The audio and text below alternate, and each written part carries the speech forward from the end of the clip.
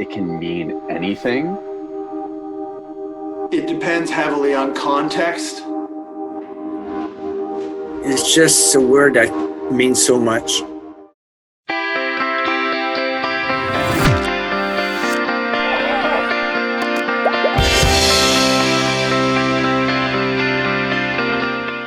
Well, hi, and welcome to Thinking Out Loud on SaltWire. My name is Sheldon McLeod. This is my platform, my channel, my space to talk to people about their stories and what it is that's important to them.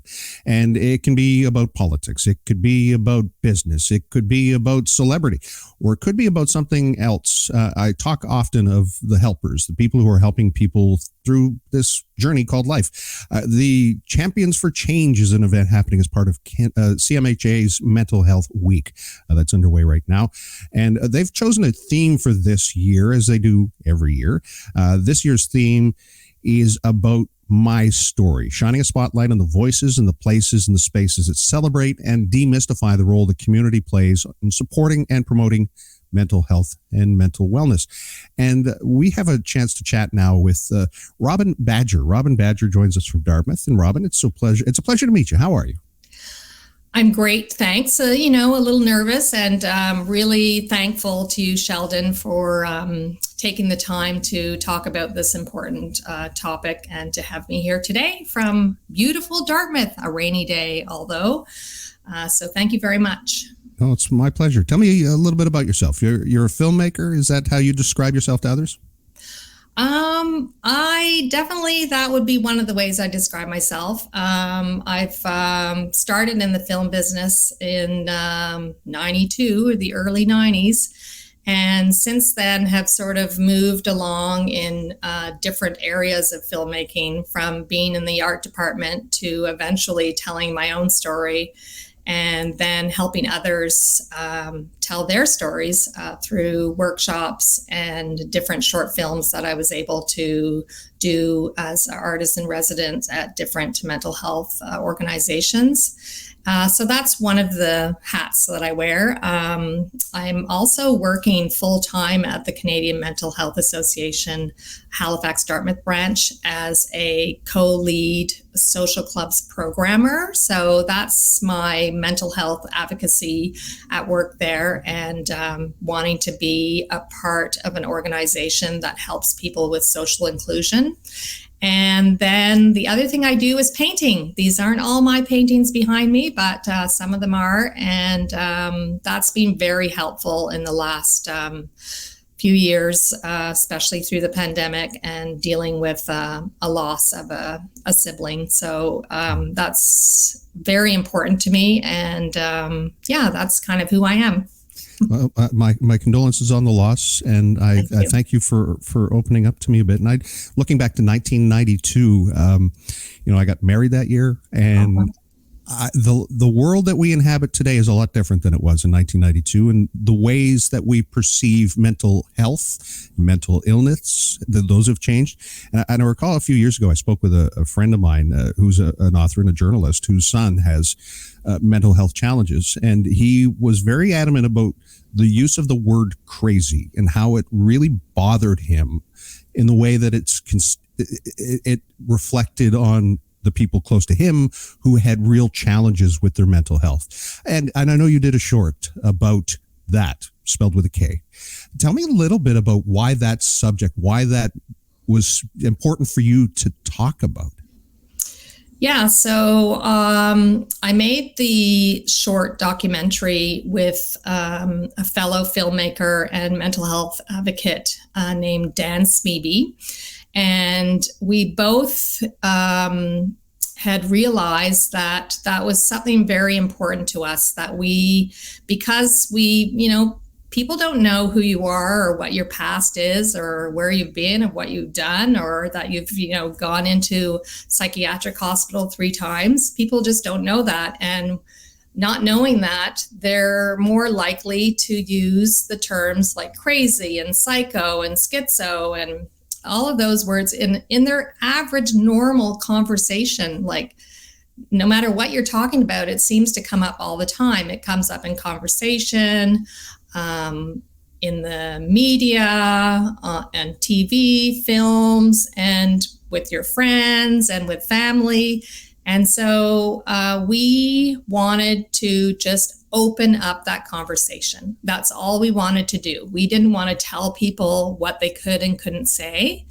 And then from there, with the documentary and the people that we had, 11 different people from different areas of the disability and mental health community, we were able to generate a really interesting documentary that not only touched on when it's proper to use kreyzee or why it might be upsetting, but it also brought out all the stigma around mental health. So we're quite proud of the film, and we're hoping to get it into FIN, the Atlantic International Film Festival.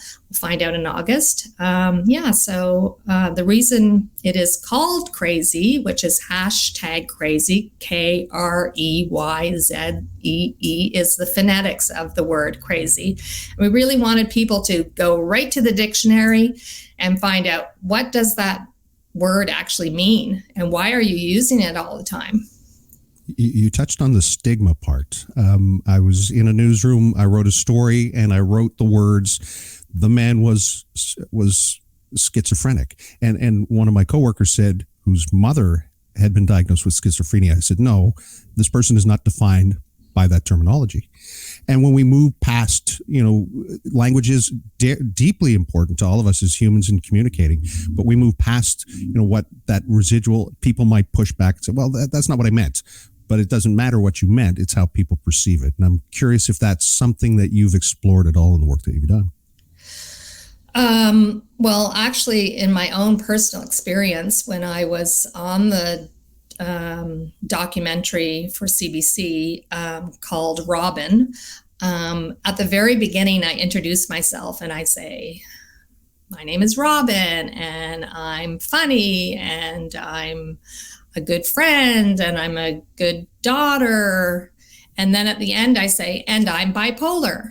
Well, it wasn't until after I actually had the education around mental health literacy did I realize, no, I'm not bipolar. I'm living with an illness called bipolar, and that's a huge difference. That's not what defines me, that illness. It's just something that I have and something that I live with and something that challenges me all the time. So in the film, we actually touch on that conversation about what, we do talk about schizophrenia, and there is actually a person who says schizophrenic, but it's his way of interpreting what how we talk about this illness. And so, it's definitely comes up in the short film #kreyzee. And thank you for sharing the trailer. I got to see a little bit of that, and Dr. Simon Cherry and some of the other faces and people I recognized. And it was really good to see that conversation starting. And this is what I really love to do, is to talk to people who have perspectives on issues like mental wellness, mental illness, mental challenges. And that, I believe, is the reason for this panel discussion coming up, Champions for Change. And do you know the other panelists who are involved? I got a chance to speak with one of them last year, but wondering if these are people that are new to you or if they're people that you have any kind of a relationship with. They are all new to me, and they're all very fascinating and interesting advocates. I'm really looking forward to the panel discussion to get to know these people better. I've read their bios and stuff. It's so much more interesting when you actually get to hear people talking about where they're coming from and what their stories are. And so I'm really looking forward to Thursday, May 4th at 6 p.m. Is that at the library? It's on Zoom. Oh, okay. So, you would go to novascotia.cmha.ca to get all the information. That's where you register. It's an Everbright Right. Is that what it's called? Everbright? Eventbrite or something like that. Eventbrite, yeah. Yeah. And I've taken a few online courses. I think we all have. I think we're all ready for this pandemic to be over, but this is a little bit of a holdover, a little residual, I think, way for us to communicate. And I'm glad that this is enabling people like yourself and myself to get together virtually over this vast distance of kilometers and wires. But yet it's about sharing our own stories, and your story is one that I'm very fascinated by. And do you have any preconceived ideas about what it is that you want to talk about, or is it just going to unfold naturally? Well, I'm definitely going to talk about the reasons behind making hashtag kreyzee, just to have that mental health literacy and the understanding that the word kreyzee can be used to, or mad can be used to empower oneself. But when you're hearing it over and over and over again, and now that I've put that little ear worm in there, you will start to hear it everywhere, and how it's misused and how it's kind of a lazy word for people. So I'm definitely going to talk about that. And I'm going to talk about my experience with a workshop that I did. It was almost 10 years ago, and it was about a 6-month sort of artist in residency at a mental health organization. Mm-hmm. And it was very well attended by participants. And everyone got involved in what they wanted to get involved in. So basically, we were going to make 4 films, and 2 of the films were going to be written by participants, and they were. People helped out with that. We actually had psychologists and social workers that helped out in case there was any sort of trauma that came up during the writing process. So just that whole idea of a person who's marginalized and has such a difficult life and so many different reasons, isn't socially connected. The fact that they were able to be part of what is called a movie just gave so many people so much pride and such a connection to a group of people that I had never seen before. It's not easy to have people who have no experience working on a film and doing all the different roles, but the fact that there is that interest and that sort of wow-ness of, oh, I'm working on a movie, it just made such a difference, and just there was so much pride that was going on there. And you could see how people were at the beginning of the workshop, towards the end, after the film had been finished and it was showed and shared, it was in a film festival. The change was just incredible. And so I just think stuff like that is so important to help out people feel included. Empowerment. Yes. You use that word, and I'm wondering about resilience and stigma and all of the all very powerful words with powerful meanings and connotations. And when you say that taking ownership of a terminology gives you power, tell me why. Well, it's I have to go back to earlier part of my life when I actually grew up in a small town called Lennoxville, Quebec. And I knew right away that I was a lesbian. And there was nothing stopping me from trying to figure out how I could live that life, because nowhere did I see that it was actually possible. And everything in the movies, on the news, it was all negative. So very similar sort of process of me coming out with a mental health illness. And so one of the things is I decided to be a part of a new radio show back then, which was in the 80s. And we decided to call it Dykes on Mics.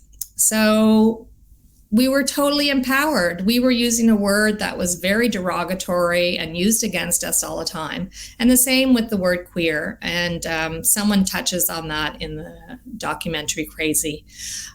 It's just a way of taking back that word and using it to empower yourself, which means that it's your word, you can use it, and when you use it, you're feeling good about yourself. There's so much about the internet that's, well, negative. Sometimes we can find some positives. And there's this quote that floats around. Everybody thinks that Robin Williams said it, but you never know what someone is going through, is the sentiment behind that. And right. I think that speaks a lot to the theme of Mental Health Week about my story. We just don't know what struggles or challenges other people have had. How does that shape your perception of this stigma and what's been happening with this evolution towards being more respectful of each other? Things have definitely changed. Everything, when it's this big of an issue, is going to take a long time, no matter what it is. But things have definitely changed, and I feel more comfortable in this world we live in today. But there still is a lot of negative stuff that is happening, and we have to be careful. We have to try to do our best and try to share our story and try to make sure that that stigma goes away. And I think as time goes by, it's just going to grow and grow and grow. But there are huge challenges ahead. I mean, just to get where we advocate for universal mental health care. We advocate for support with social determinants of health. And it's not 100% yet, and it should be. So these are things that affect me, they affect others, and we all need to push forward to keep on making the change. And listening and hearing people out and getting a better understanding of where it is that they're coming from, I think helps us all towards that journey. So thank you for articulating that. Is there anything else, Robyn, that we should have mentioned that we haven't yet? Can I just read the mission of the Canadian Mental Health Association? Absolutely. This is from the Halifax Dartmouth branch, and I am going to read it, but you may not know that I'm reading it because I'm such a good reader, not. As a local leader and champion for mental health, we support the resilience and recovery well-being of people living with mental illness and mental health challenges through our social programs, our support services, and through the provision of information, resources, and advocacy in a space that is inclusive, safe, and respectful. We strive to create an environment of hope, to reduce stigma, and to promote mental health for all. I also wanted to say that I'm actually filling in for Joanna Ricketts, who's an incredible mental health advocate, very interesting woman. And unfortunately, she's in the hospital, and I'm wishing her a very speedy recovery. So thank you for allowing me to have this opportunity. Well, I will wish her well, and thank you for that statement. I think it sums up pretty much everything we wanted to talk about in this conversation. So maybe we should have started there. It's all good. That's all good. No, thank you very much, Robyn. Robyn Badger. And again, Thursday night, the online session, you can head to CMH NS. Is it? No, it's novascotia.cmha.ca. I should have taken my glasses off too. Fantastic. Thank you so much for this. I really appreciate it. Take care. Thank you, Sheldon.